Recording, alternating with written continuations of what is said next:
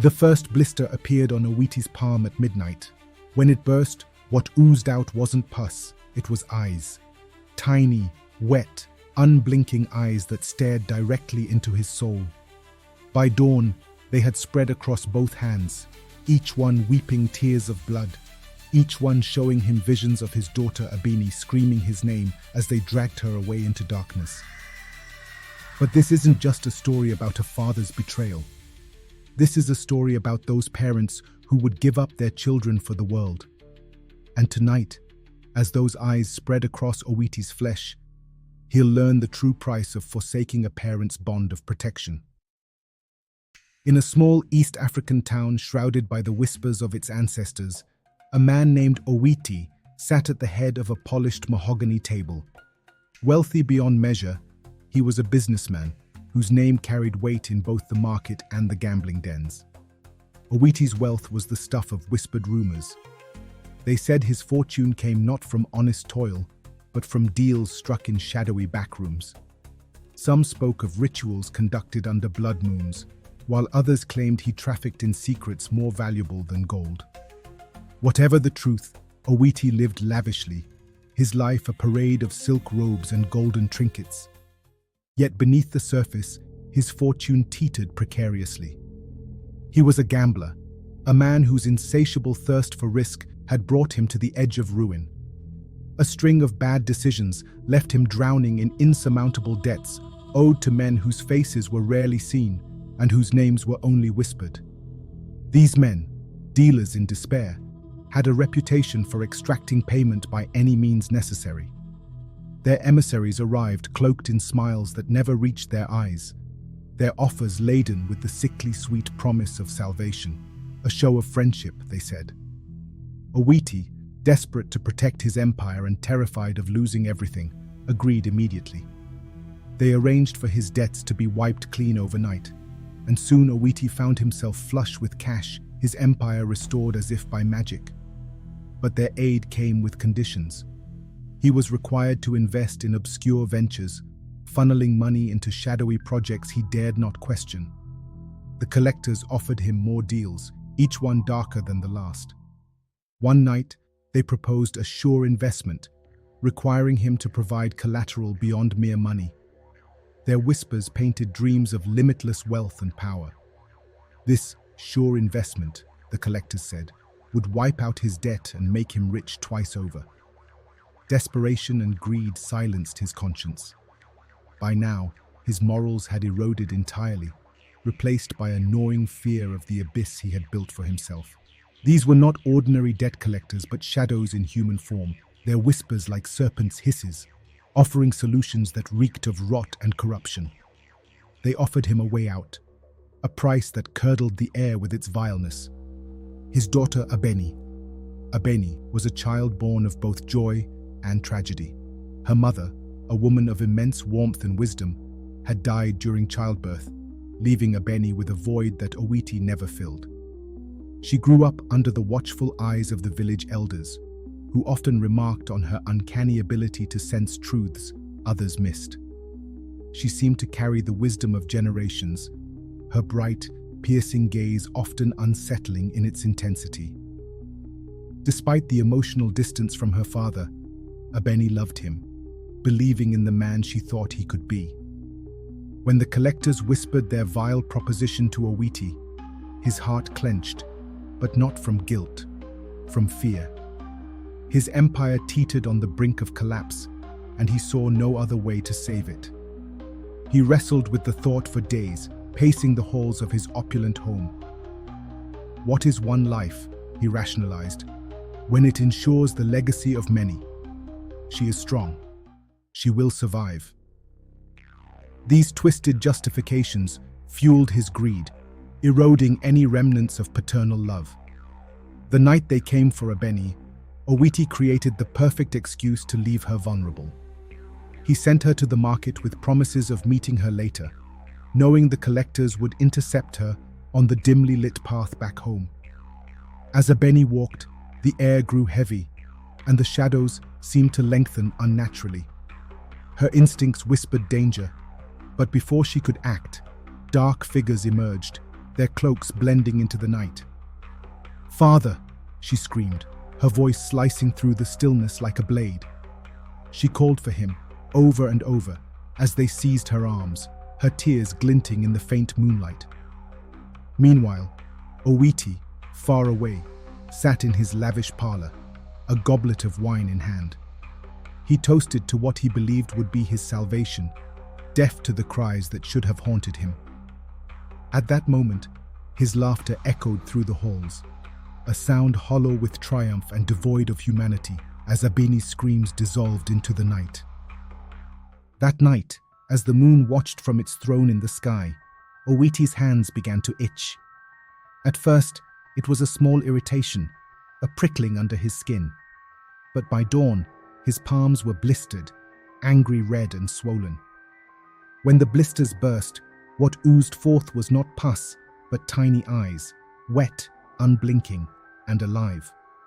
They stared at him, their gaze colder than death itself. Owiti froze, his breath hitching in his throat as a wave of nausea gripped him. The sight of the tiny, unblinking eyes on his skin turned his stomach. They seemed to peer directly into his soul, their gaze filled with an unnatural awareness. Panic rose like a tide within him. He rubbed his hands furiously, hoping to erase the grotesque marks, but the eyes remained, unyielding and alive. His mind raced with questions. What is this? What curse have I brought upon myself? Sleep eluded him that night as he sat staring at his hands, his thoughts spiraling into a vortex of fear and regret. He could feel the weight of their stares pressing into his consciousness, as though they were watching not just him, but everything he had ever done. He clawed at his skin until it bled, desperate to rid himself of the horrifying sight. But the eyes multiplied, their weeping gaze searing his sanity. By dawn, he was a wreck, consumed by anguish and dread, unable to escape the silent condemnation of the eyes. Owiti's agony was not his alone. In the village market, his frantic wandering drew stares, but no one seemed to notice the grotesque eyes multiplying on his hands. He approached stall after stall, showing his blistered palms to traders and passers-by, but they merely looked confused, dismissing his frantic pleas as madness. Then he encountered a woman, her face lined with grief, who froze when she saw him. Her eyes widened in recognition and she dropped the basket she was holding. "You," she whispered, trembling. "You've been marked too." Owiti's voice cracked with desperation. "You can see them." She nodded, hesitantly extending her own hands. Her fingers and palms were covered in eyes, each one blinking slowly, as if weighted by sorrow. Tears streamed down her cheeks. "I betrayed my son," she said, her voice barely audible. "I thought it was the only way to save myself. I let them take him, and now I carry his pain." Before Owiti could respond, another figure stepped forward from the shadows. An old man, his entire left arm a mass of blinking, weeping eyes, joined them. "They took my daughter," he said bitterly. "I thought I could find them, stop them, undo what I had done. But the collectors vanished, as if they never existed. They leave us with this," he gestured at the eyes, "to bear the shame of our sins." The woman's voice trembled as she spoke again. "They are taking our children to feed something ancient, something insatiable. It's a network. Parents like us, broken by our greed and fear, feed them willingly. And when it's done, we're left to rot in the agony of what we've done." Owiti's knees buckled, the weight of their revelations crashing down on him. They sought children with sight, children like Abeni, whose spirits burned brightly enough to pierce the veil between worlds. These children could see beyond the physical realm, perceiving the whispers of ancestors, the shadows of unspoken truths, and the threads binding the mortal and spiritual planes. Abeni's gaze was not just luminous, it was a bridge, a light that illuminated what others could not fathom. These children were not merely sold. They were offered to an ancient, insatiable entity that thrived on innocence. Abeni, with her luminous gaze, had been marked for something far worse than servitude. She was to be a sacrifice. He clutched his hands, now crawling with dozens of eyes, each one staring at him accusingly. For the first time, he truly understood the depth of his crime. As the woman and the old man stared at him, their shared terror filled the air, thick and suffocating. Together they stood in the market, their disfigured bodies a testament to the horrors that bound them to a dark, inescapable fate. Owiti's nights were sleepless. The eyes on his body never closed, their visions unending. The visions of Abeni's fate, tied to the unimaginable torment of children offered to the ancient entity, consumed him. His transformation worsened with every revelation. The eyes covered his arms and began to crawl toward his chest, their relentless gaze showing him the horrors he had unleashed. He resolved to infiltrate the ring, using his own disfigurement as a guise. Owiti tracked down whispers of hidden meetings, navigating through dark alleys and abandoned villages where despair hung like a suffocating fog. Posing as a willing participant in their cause, he offered the grotesque state of his body as proof of his devotion to the entity. His trembling voice carried the lie, "I have seen the light of this power. I wish to serve." After weeks of testing his resolve, the traffickers led him to a decrepit mansion shrouded in mist, its rotting facade guarded by figures whose faces were obscured by heavy hoods. Inside, the air reeked of decay and iron, and the flickering light of torches cast shifting shadows on walls, etched with symbols of dark rituals. The leaders of the ring stood at the center of the room, their bodies an appalling sight, entirely consumed by eyes. Their flesh pulsed and writhed, each blinking eye exuding a malevolent hunger. The leaders' voices were distorted, their laughter thick with cruelty. One of them stepped forward, his face replaced by a mass of unblinking, weeping eyes. "Welcome," he rasped, his tone a mixture of mockery and triumph. "You have seen the truth then. This is not a curse, it is a gift. Each eye marks a child offered to the entity. Each tear nourishes our power." Owiti's stomach churned, but he forced himself to listen. They had once been desperate parents, like him, who traded their children for fleeting wealth and influence. But rather than succumb to the torment of their guilt, they embraced the entity's power, choosing to perpetuate the cycle of betrayal. "Innocence is the most potent currency," another leader hissed. "It feeds the entity, and in return, it grants us dominion over life itself." They reveled in their deeds, taking pride in the eyes that covered them, each a testament to the children they had condemned. Owiti watched in horror as they shared stories of manipulation and deceit, laughing at the parents they had ensnared and the children they had delivered. Their delight in their own wickedness was palpable, a chilling display of moral bankruptcy. Owiti's resolve hardened. He had entered their world to save Abeni, but now he knew he had to destroy the ring entirely. The weight of the eyes on his body grew heavier as the leader's monstrous joy filled the room, their words echoing in his mind, "Power is worth any price, even the screams of the innocent." Owiti feigned complicity, his voice trembling as he asked, "What will happen to my daughter?" One of the leaders stepped forward, their grotesque form undulating with a chorus of blinking eyes. "She will be offered to the entity," they replied with a grin that twisted their disfigured face. "Her spirit will fuel its power, her light extinguished to grant us dominion. The ritual will bind her soul forever, severing her from this world. The entity will consume her essence, and with it, we will grow stronger." Owiti's stomach churned as they described the ritual's horrors in vivid detail. They spoke of chants that would tear the veil between worlds, a blood sigil etched onto her skin, and her screams silenced by the entity's hunger. He could scarcely breathe, the weight of his complicity bearing down on him. "But first," the leader said, "you must prove your commitment." They gathered around Owiti, their laughter echoing like cracks of thunder, and chanted in a guttural, otherworldly tongue. The room began to spin, shadows lengthened, and the torch's flames turned an eerie blue. Owiti felt himself pulled from his body, plunging into a void where time and space twisted unnaturally. The vision unfolded in fragments, each more horrifying than the last. He saw himself standing among the leaders, his body entirely consumed by eyes, each one representing a child he had betrayed. Their voices screamed in his ears, a cacophony of pain and despair that clawed at his sanity.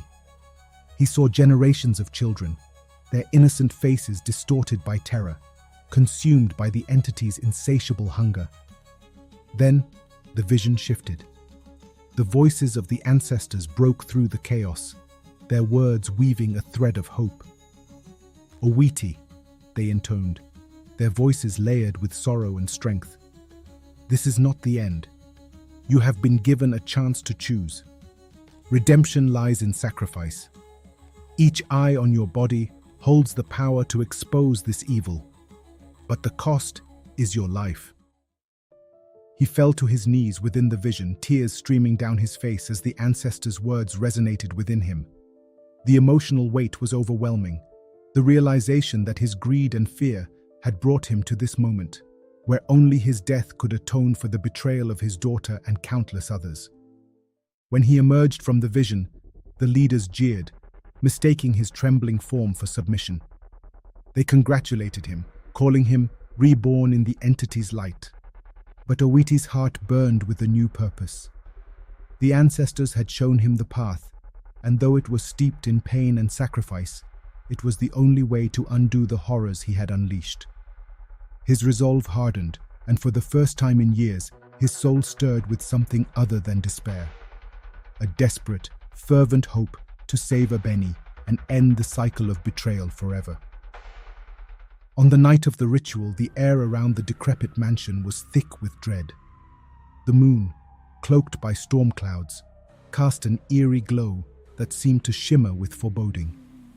Inside, the leaders of the ring prepared for their sacred night, their grotesque forms reveling in the macabre celebration. The room was alive with ghastly sights. Torches burned a sickly green, the flames licking shadows that twisted and danced on the walls. Goblets brimming with thick crimson liquid were passed around as the leaders laughed, toasting their power and wealth. Some feasted on raw meat that dripped with blood, their faces alight with glee as they indulged in their depravity. Owiti stood among them, his heart pounding, his grotesque body a chilling mask of complicity. He watched in silence as the leaders chanted, their voices low and guttural, filling the room with an oppressive energy. The air grew colder as they brought Abeni forward, her hands bound and her face streaked with tears. Yet, even in her fear, her gaze was defiant, her eyes burning with a light that irritated the leaders. "She dares to resist," one of them hissed, their voice dripping with malice. Another snarled, "We will break her soon enough. Let the ritual begin." Owiti's heart broke as he saw her fight against the hands that held her. Abeni's cries echoed through the chamber, piercing the chanting, but they only seemed to fuel the leader's fervor. The chants grew louder, the sigil of blood carved onto the stone floor glowing with a malevolent light. The tension in the room reached a fever pitch, the leaders grinning wickedly as they prepared to offer Abeni to the entity. Just as the crescendo of the ritual seemed to mark her end, Owiti stepped forward. One by one, the eyes on his body burst into flame, each igniting with a searing brilliance that illuminated the chamber. The flames roared with ancestral fury, their golden light casting shadows that seemed to mock the leaders' grotesque forms. Screams erupted as the fire consumed them, their flesh writhing as the eyes they once reveled in became their undoing. The air was filled with the stench of burning flesh and the cacophony of anguished cries. The dark entity summoned by the leaders let out a shriek that shook the very foundation of the mansion. Its form, an amorphous mass of shadow and hunger, began to unravel as the fire spread. The flames reached into its core, tearing apart the web of betrayal and greed that had sustained it for generations. The entity's screams subsided as its essence dissolved into the ether, leaving behind an eerie silence. One of the leaders, engulfed in flames, turned to Awiti, their voice a guttural curse. "You think this absolves you?" They spat, their form crumbling into ash. But Awiti, standing amidst the chaos, was at peace. His eyes, both his own and those that had marked him, reflected only remorse and resolve. He felt the fire consuming him, the pain searing through his flesh, but he welcomed it. His final thoughts were of Abeni, of the love he had failed to show her. Tears streamed down his face as he whispered, "Forgive me, my daughter. I see now what I should have been." As the last of the flames devoured him, only ash remained where Awiti had stood. The chamber, once filled with darkness and despair, now radiated a solemn light. Abeni knelt amidst the ashes, her spirit intact, her tears mingling with the dust of her father's sacrifice. Abeni survived, her spirit intact. On her palm, a single eye remained, a reminder of her father's ultimate sacrifice and a warning to those who might follow his path. Weary and weak, she stumbled through the dense forest and open plains until she found her way back to the village. When the villagers first saw her, they froze in shock. Many had believed she was lost forever. Their eyes widened in disbelief when they noticed the unblinking eye on her palm. Whispers rippled through the crowd, some murmuring prayers to the ancestors, while others stepped back in fear, unsure of what they were witnessing. But to Abeni, the eye was more than a mark. It was a symbol of both burden and hope. She often found herself staring at it, its gaze a mixture of comfort and sorrow. In quiet moments, she spoke to it, asking if it forgave her father, wondering if it carried the weight of his choices, or if it simply watched as a guardian, forever vigilant.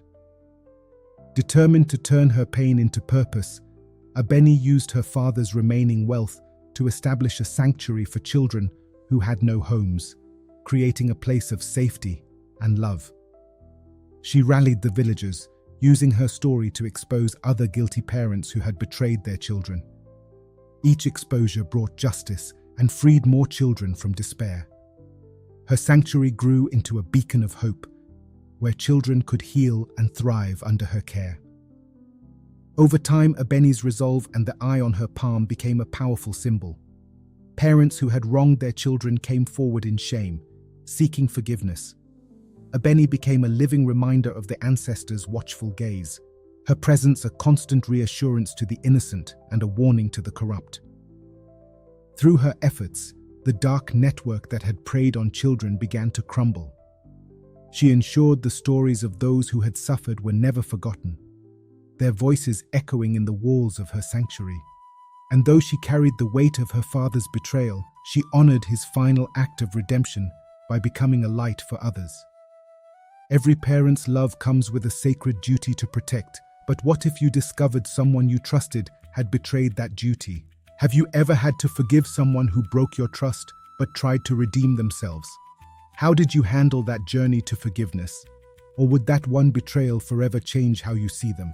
Share your thoughts in the comments below. And if you found meaning in this story, please like and subscribe to support more folktales from African mythology that explore the complexities of family, forgiveness, and the prices we pay for redemption. Thank you so much for watching. See you in the next video.